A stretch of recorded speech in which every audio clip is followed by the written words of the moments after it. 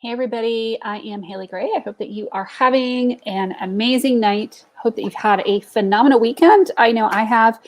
I literally spent all day yesterday sleeping, eating, and chasing Pokemon. In fact, my husband and I met a friend out for dinner last night, a couple, and we had dessert. We had early dinner and then we had piles of dessert for dinner. It was wonderful, and my children would have been horrified at their mother because we had creme brulee and cherries jubilee and chocolate torts. So hope that your weekend has been as fun as mine has. I am going to start the night off with one of my super attractor cards. Hey, Patty, good to see you. I would love if you guys would type in a marketing question, like hit me with all of your marketing questions. So tonight's inspiration is each time I choose to tune into spirit guidance of the highest truth shows up for me. I find that that is very true for me. I hope that it is also true for you. So let's talk marketing. And I'm going to tell you guys some of the lies that marketing people tell. If y'all don't ask me like all of your marketing questions, but please do ask me your marketing questions. I would love to know. If I can type, it would help. So what are your marketing questions? So this is a question that Meg is asking. And, I see very mixed results on this, Meg. This is a really, really good question. So is it better to add links to posts or in the first comment? So I find that in terms of reach and engagement on posts right now, putting them in the first comment is better. But if somebody shares your post, then that set of comments tends to get lost. So it's kind of a challenge, right? So I tend to prefer to put them in the post itself rather than putting them in the comment, because what I'm finding when I'm putting them in the comments and somebody's sharing my post very helpfully for me is that the comments and the links tend to get lost. So then that makes it harder for people to buy from me, or to join a challenge, or to buy tickets, or whatever the objective is of that post. So it's kind of a challenge. If I think anybody's going to share the post, I almost always put it in the actual original post. And if I think that it is something where somebody's not likely to share, then I'll put it in the comments, because then I know that more people will actually comment on it. It's actually kind of challenging. So Patty, this is a really good question too. What to include in a marketing plan? So when we start putting together a marketing plan, we do a lot of times I will do a SWOT analysis. So SWOT is strengths, weaknesses, opportunities, and threats. SWOT. So we look at our strengths from a marketing perspective, our weaknesses from a marketing perspective, opportunities, and then we also look at threats from a marketing perspective, i.e. somebody's going to come in and eat our lunch, and where exactly that is likely to happen. So, when we start doing that, we start with that SWOT analysis. And then from a marketing plan, what I like to do for super small businesses is lay out what I'm doing month by month by month. So January, February, March, April, May, June, July, etc. And then I have themes by the month. So it's helpful if you have, like, January is this month, February is Heart Month, Wednesday is St. Patrick's Day, March, April is, April showers bring May flowers, and there's definitely a cycle with high school athletes in terms of, when certain sports are active and when people are starting certain sports, but also when they should be starting to talk to college recruiters. And, when do you need to have your video clips and whatever ready by? When do you need to start applying for colleges? When should you be doing certain types of training? All those kinds of things. So laying it out month by month, I think generally for me is super helpful. Doing it much more than that is not really helpful. And then what I like to do is lay out themes by month and then lay out what I'm going to do each month. So do you prefer to write blog posts or do you prefer to do videos? How is it that you prefer to market your business? And really go digging into that. And then what are the most appropriate ways to market on which platforms? Where do you want to spend your time? Where do you want to invest your money? Where is your ideal client? It's really important with marketing that you continually update your marketing research, probably a couple of times a year to see what people's behavior currently is. Because, you as a high performance coach are going to have some challenges specifically related to COVID because things have changed a lot for our high school and college athletes. And I think that it is imperative that you be adjusting your marketing plan right now to address those changes as they're happening with your marketing plan. So a marketing plan is just a suggestion. It's never completely static. I think if y'all have been watching me for a little while, and this is a really awesome question, Patty, thank you. You'll remember that I was planning to do a trip in October of this year. So I was supposed to have been gone last week. And needless to say, that did not happen because everything got flipped over on its head. Now we're hoping to do something in October of next year, working on getting the details nailed down for that. But it's certainly a time-consuming kind of thing. And, understand that no matter what you think you're doing in your marketing efforts, you may have to alter your marketing plan because of the current economic situation or because of, little things like a global pandemic. I know a lot of companies had to really alter their marketing after 9/11 in 2001. So anything that is really huge at a global level is certainly going to affect your business. And anything, if your business is more local and there's things going on locally, you're going to have to address that in your marketing as well. So it's not a static thing. Our businesses are living, evolving, changing entities. So our whole marketing plan needs to change with that over time. It's one of the challenges that we run into in business is that, we have to make sure that what we're doing is going to really do what we want it to do and how we want it to do it. But that we're adapting and changing constantly as well to react to market realities, to react to what performance we're actually getting in our business. Looking at, how fast are things going, how fast are things not going. It's really a challenge. And, and I don't say that flippantly. And sorry, my allergies have been killing me today. I'm trying to not sneeze, but it's probably a futile effort. So understand that any plan that we have in business, we plan, God laughs. And it's important that we plan because if we don't have a plan, we essentially have a plan to fail.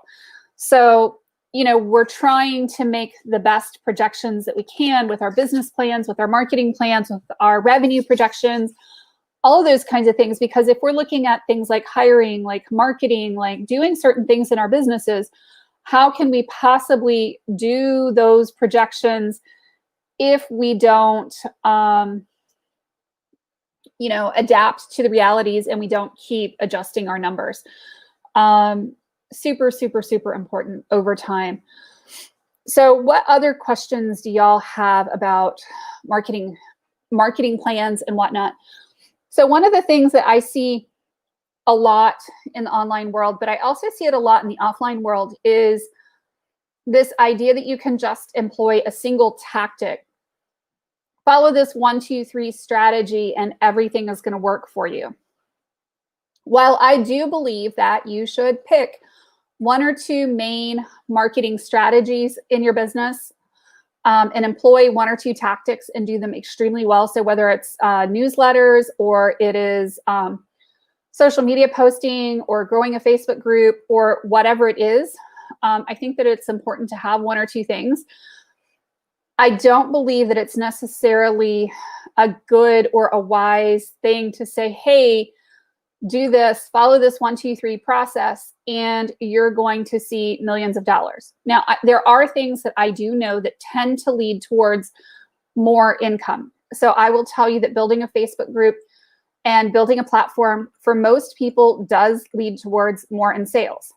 Absolutely, right? Having people that follow you, having people that know, like, and trust you, having those connections is going to be huge for your business. What I think is kind of a misnomer is that if you really hate social media, telling you to get onto Facebook and have a Facebook group is not necessarily going to be the best use of your time. So understanding your business and paying attention to that and really doing it carefully is important. And paying attention to, what's working for you and what's not working for you, and how it's working and how it's not working is so important. And thank you, Meg. I appreciate you for asking this question. And hey, Beth, good to see you. So how do you get people to participate in groups, right? So short of a cattle prod, which doesn't work real well, getting people to participate in groups is kind of the holy grail. That engagement piece is tricky because when you get people to participate, you also get this kind of snowball effect that happens. And it's challenging because you're trying to basically encourage people to behave a certain way and get them to do certain things, right? You're trying to influence the outcome, just as you're trying to do most things with your marketing. So getting people to participate in groups is really challenging. So there has to be a reason for somebody to want to participate in your group. You've got to give them a reason to want to engage. So are they doing it for entertainment? Are they doing it for their business? Like they think that they're going to get something out of it? Are they doing it for enjoyment? What is it that they're getting out of participating in your group? And that starts to answer the question of how do I get them to participate? And I will say that, and hey, Mary, good to see you. One of the problems that I had in the Women's Entrepreneur Network when I first started was that people would come in and they would consume a lot of information, but they wouldn't necessarily respond and they wouldn't necessarily engage with me at all. And that was a challenge, right? Because people wouldn't engage. And what I started doing is doing some of these more nonsensical questions in the group, like, what's your favorite flavor of ice cream? And suddenly people were reacting and commenting on my post. In fact, when I did that the first time, I got like 114 comments on it.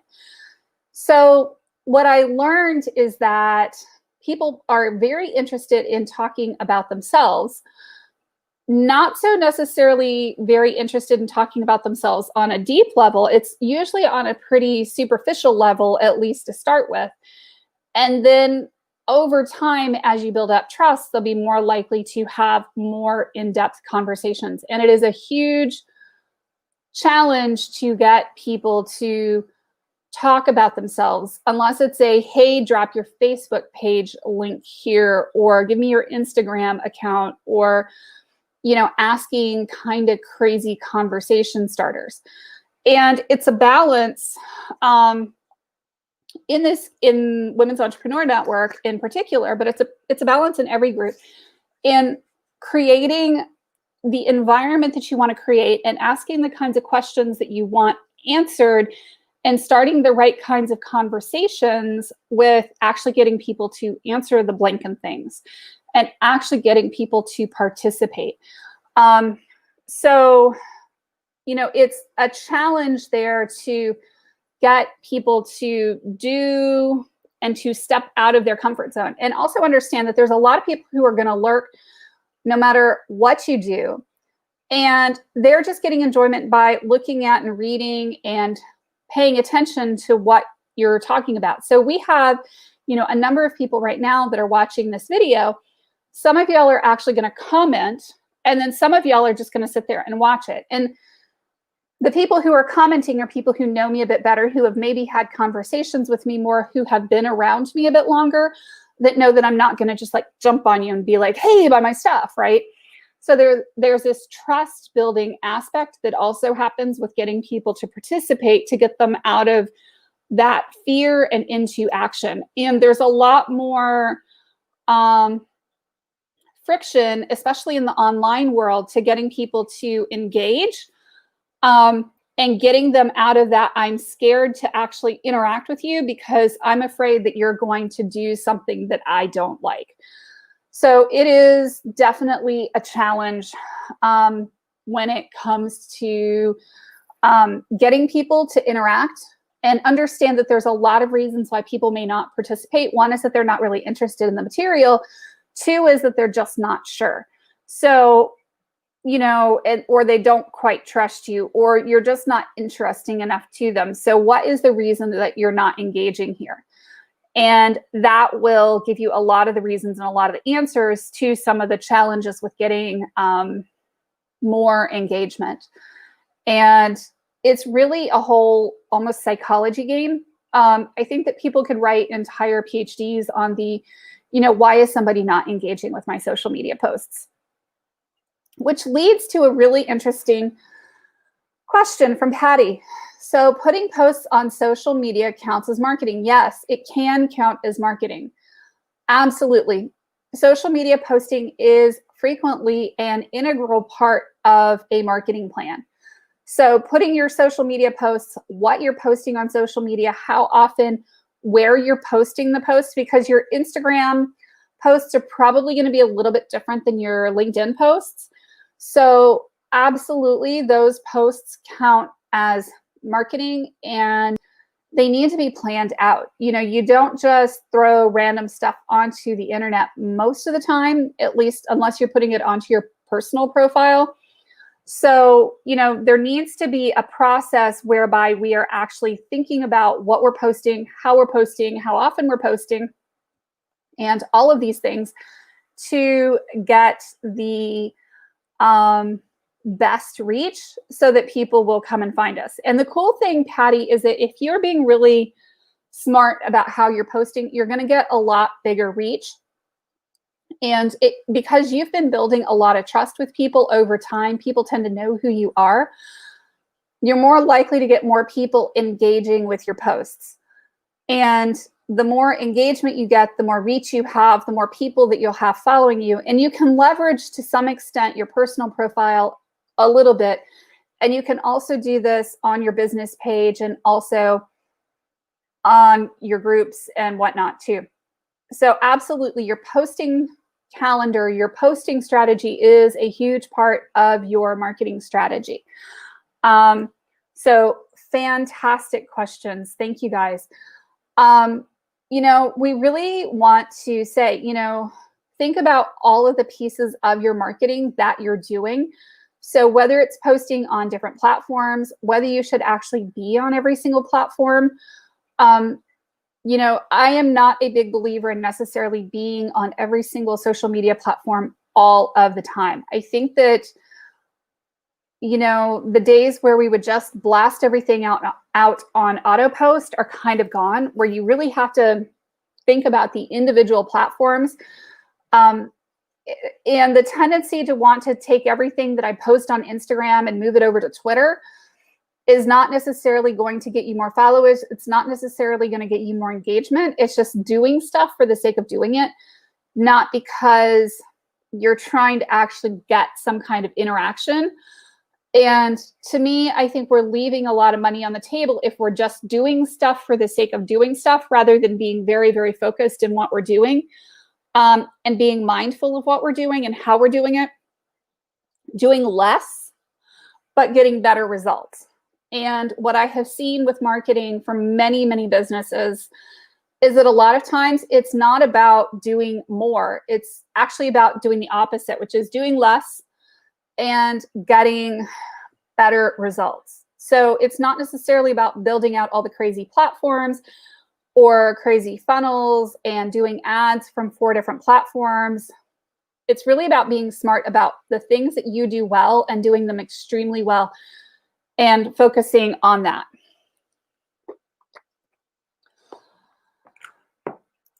Ooh, good questions. So what is my recommendation for posting percentages? How many buy from me? How many sales posts versus how many engagement driven posts? It's usually about 8 to 1, 8 to 10 to 1, which is not to say that you can't post pictures of what you're selling or, customer pictures, testimonials, backhanded kind of promo posts that are not directly promo posts. But if you are posting a promo post, it should be 1 in 5, 1 in 8. Now, obviously, if you're on a business page, that's going to change a little bit. It's probably going to be closer to like 1 in 3, 1 in 4. And that's a challenge. Like with a business like yours, you're going to be posting a lot of testimonials. You're going to be sharing a lot of stories. You're going to be posting a lot more of the, gee, here, watch me, running the vinyl cutters. Hey, here, watch me painting this. And it's not like you show people the step-by-step of what you're doing, but you're showing people the hows and the wherefores and how you're having fun and loading your car up and going to shows, and like the picture of your daughter yesterday with her head in a popcorn bag. Those kinds of things are really, really helpful to the mission of building your brand and selling more product. So sometimes it's those like backhanded, backdoor kind of marketing posts that aren't really promo posts that get you a lot more in the traction. So like where you were posting pictures of your new shelving, anything that you're doing to show the store, anything behind the scenes, those are all really, really good. People love to see, and it's much harder in my own business because behind the scenes is my desk, right? So it's really important that you, aim more towards lots of engagement and the occasional, here's a link to buy. And then that will get you more shopping in general because people are going to find you fun, interesting, and engaging, which they already do. Question from Mary. When is the best time to hire a VA? Mary, I would say the best time to hire a VA is when your revenue is several times what you would hire a VA for. And you need to make sure that you have the money, more than the money, to cover what you are currently hiring a VA out for, and that you have a very specific job for the VA to do. One of the big mistakes I see people do when they hire a VA is that they give them kind of a general random list of tasks. And you need to be very, very specific with what you're doing when you're hiring a VA.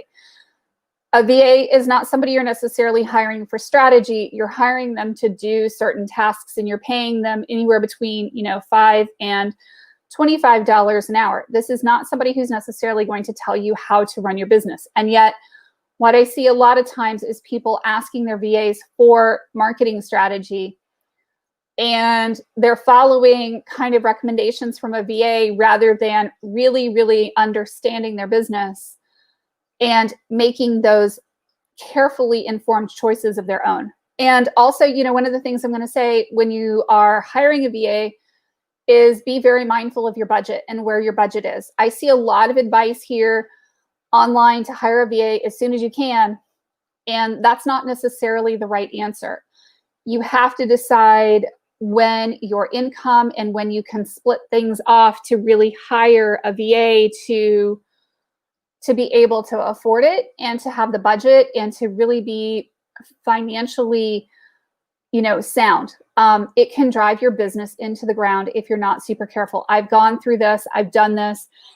I've spent way too much money on hiring people, and it doesn't always go well. So just be aware that you have to be careful, and just hiring something out because you don't care to learn how to do it is not a good answer either if you're a solopreneur, because there could be a day that VA quits or goes somewhere else. So you need to be able to figure out everything in your business. So I know that that's kind of a harsh answer is, yes, hire a VA when you can, but make sure that you definitely have the budget to cover for it, that you definitely have the tasks listed out for that VA, and make sure that they are going to produce a multiple in revenue of what you're paying that person rather than just hoping.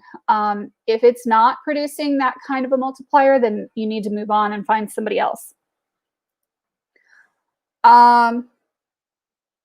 Meg, that is pretty funny. The kid loves popcorn and she's a fixture at the market. It's really funny how you build those relationships when you're marketing.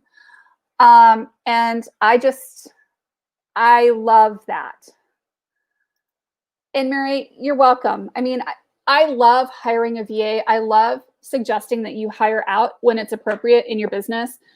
I just think that sometimes we rush into it too fast. And there's just a lot of people in the online world that are encouraging us to spend more money than we actually have. And, I think they need to get their fingers out of our pocketbooks, and we need to get super smart with how we're spending money. And sometimes, honestly, we can automate the stuff that we are hiring a VA to do and not have to spend that money, and we can spend a fraction of it. I haven't posted testimonials before. Yes, you should post testimonials, Patty. That is social proof. It's a beautiful thing. Posting your testimonials and sharing them on Google My Business, sharing them on Facebook, sharing them on all of your social media platforms is huge. Also, make sure that you are getting testimonials and recommendations on LinkedIn as well, because those are absolutely worth their weight in gold, especially since you are a solo practitioner. Mary, question, how do you add a link on a post? So you type in the post, and then you type in the URL, http:// blah, blah, blah, blah, blah, that you want on the post. And then you finish writing the post. I don't know how else to describe it to you. You just put the URL in the post itself. What other questions? So yes to your testimonials. One thing I'm going to say about starting a small business and bringing it online is that you have a lot to learn. You have a lot to learn in your business. So, Mary, that's a really broad question. Honestly, you need to figure out what your business is and what you need done in your business. At a minimum, you need a CRM, you need a customer relationship manager, you need some way to track your customers and your prospects, and some way to email them. And you're probably going to want things that allow you to post to social media platforms, but I don't know your business. So unless you tell me what your business is, I can't make any recommendations. I mean, and honestly, that's probably way beyond what I can really answer here on a Facebook Live, because it's going to really, really depend on your business and how your business runs and how you want your business to run, what kind of clients you have, where you get your clients from, and a lot of things. I use automation very heavily in my business. I use Entreport and Zapier, and I have a ton of automation running in my business to make things go. But that's just me. And I just gave you some examples of automations. It's something that I can't really answer you like very specifically. I just gave you several, which are, I use Entreport to manage client lists, send out emails, to set up landing pages and take payments. And I use Zapier to connect collecting emails from Facebook and drop email addresses into Entreport.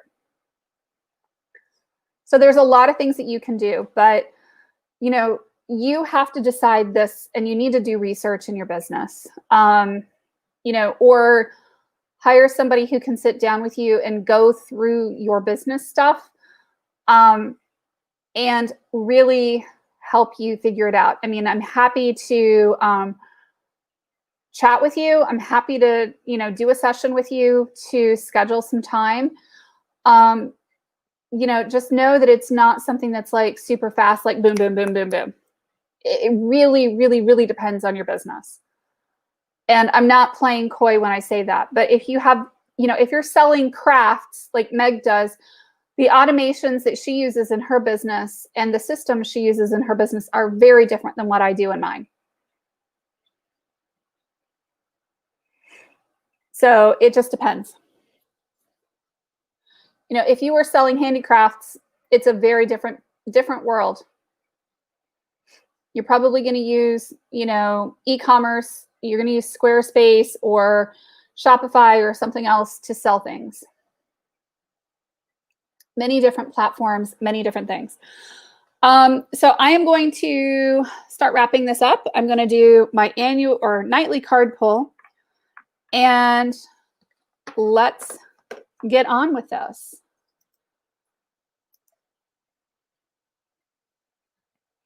If you guys are looking for more help with your marketing, check out the mastermind. It is weekly networking and teaching about marketing and putting all the pieces together and helping you put together that marketing plan that's going to help you get all the stuff in your business.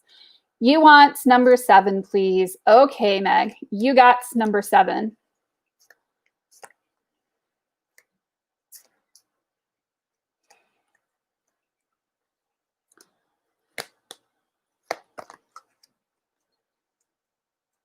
Okay, so we'll get you the 7th from the top. 1, 2, 3, 4, 5, 6, 7.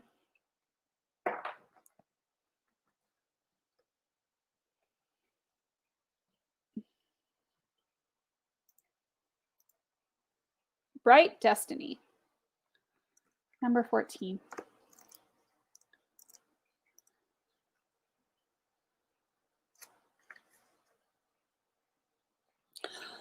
It's okay to feel unclear or even confused about what is happening in your life or within you at this time.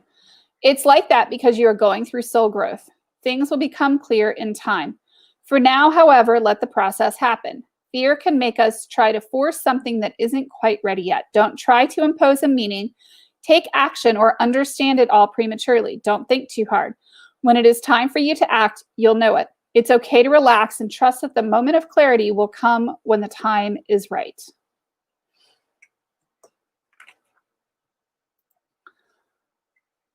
Oh, cool.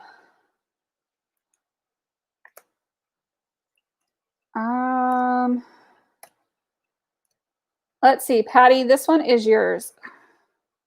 Spirit Warrior. That's exciting, Patty.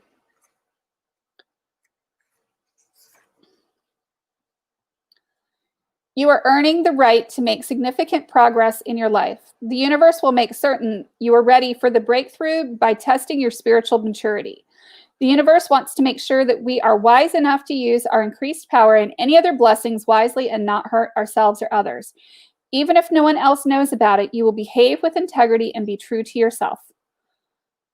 Will you be kind, even when you could be in the position to judge another? Be the best human you can be and know that any tests you are going through are actually predictions of positive changes and divine gifts headed your way.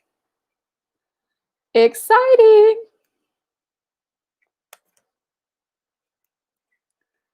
Okay, so number 4. This one's for Mary. And I just dropped cards all over the floor in my office. Gelato Goddess.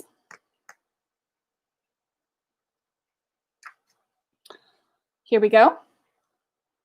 Have you given another the power to influence your sense of self-worth or your direction in life? Choose with care whom you allow to get close to you and to guide you. It's obvious yet easy to forget that if we accept the guidance or influence from another, we want to make sure that they are living the kind of life and being the kind of person that we aspire to be.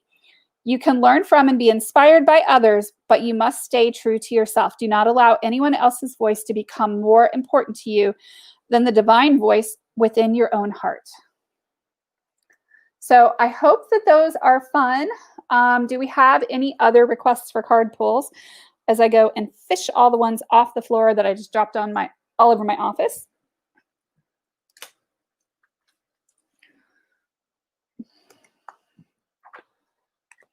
Anybody else need a card pull? So I hope that little bit of inspiration is fun for y'all and that y'all have a phenomenal week. I'll be back tomorrow, and every night this week I'm doing some interviews and bringing in some amazing speakers this week. Hope you guys take care. We will talk soon. Thanks. Bye-bye.